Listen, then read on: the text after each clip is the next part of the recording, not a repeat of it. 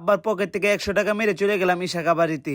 আসসালামু আলাইকুম গাইস, আশা করি সবাই ভালো আছেন। আলহামদুলিল্লাহ আমি ভালো আছি। ভোর দুপুর বেলা আমার এক চাপড়ি বন্ধু এসে কল দিয়ে বলতেছে তাড়াতাড়ি বাইর হওয়ার বাসা থেকে বাইর হওয়ার পর সূর্য মামা আমার সাথে রাগ করে পাওয়ার বাড়িয়ে দিয়েছে। যেহেতু কিছুদিন যাবত বৃষ্টি ছিল আমাদের এখানে, এই বৃষ্টির সময় বলতাম সূর্য উঠে নাকি, কিন্তু আজকে উঠছে ঠিক মতে। এই রোদে হাঁটার পর দিয়ে চাপড়ি বন্ধু এখন আসতেছে মাত্র আমার 10 মিনিট আগে থেকে কল দিয়ে জ্বালা আলতেছে পুরা। ওরে বাবা, চাপড়ি তো আবার গেট আপ সেট আপ পুরাই হাই। কিরে চাপড়ি, তোরে নাকি চশমা লাগে নাকি? দে বেটা আমার। এই রোদের মাঝে রাস্তার মধ্যে হাইটটা এই পরিমাণ আমার শক্তি নেই যে তার কাছ থেকে চশমাটা নিবো আমি। চশমাটা পিন্দার পর কিন্তু মোটামুটি একটা বাবা হয়ে গেছে আমার কাছে। বাবা আমার কাছে বেশিক্ষণ স্থায়ী হয়েছে না। চশমাটা লাগানোর পর মনের ভিতরে কিন্তু একটু আনন্দ ছিল, কিন্তু এই চাপড়ি আমাকে বেশিক্ষণ টাকার জন্য দিছেন আনন্দটা। আপনারা দেন আমার সামনে এসে গাড়ির তেল চেক করতেছে। আরে বলতাছি বেটা চল বেটা, আমি কতটাই গরিব যে আমি তোরে তেল ভরে দিতাম। বন্ধুরা হাফ লিটার তেলের বোতল একটা দরিয়ে দিই, কি আর করা যাবে। চাপড়ি যেহেতু বিপদে বসে, বিপদ থেকে রক্ষা করার জন্য আমার থাকতে হবে। আজকে কত কষ্ট করে আব্বার পকেট থেকে 100 টাকা মারলাম, পরে এই 100 টাকাও আমার কাছে বেশিক্ষণ স্থায়ী হয়েছে না। এই 100 টাকা জ্বালা যন্ত্রণা সবকিছু মাথার মধ্যে ধরে আমার মাথাটা অটোমেটিক ঘুরাইতেছে। অনেকদিন পর কত কষ্ট করে আব্বার পকেট থেকে 100 টাকা মারলাম, সেই 100 টাকা এখন বন্ধুকে দিয়ে দিতে হইতাছে। পরে চাপড়ি গাড়ি দুইটা বলতেছে, চাপড়ি দেখ আজকে কিন্তু আমি 100 টাকা দিছি, সাবধানে গাড়ি চালাই।